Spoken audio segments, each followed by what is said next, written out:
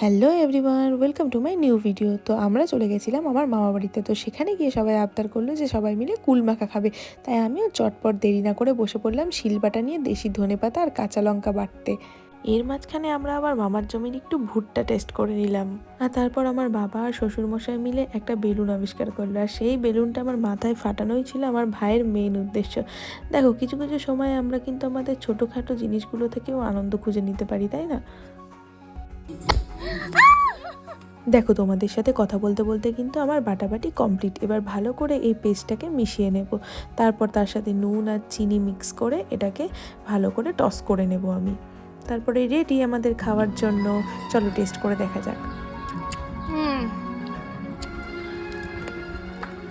আর তারপর চলে গেলাম সবার কাছ থেকে রিভিউ নিতে। যাই বলো না কেন, মাখা জিনিসটা কিন্তু একা খেলে চলে না, সবাইকে মেখে খাওয়ানোর মজাই আলাদা। ভিডিওটা ভালো লেগে থাকলে লাইক করো। আবার দেখা হচ্ছে নেক্সট পার্টে। ততক্ষণ নিজেরা সুস্থ থেকো আর প্রিয় মানুষদের ভালো রেখো।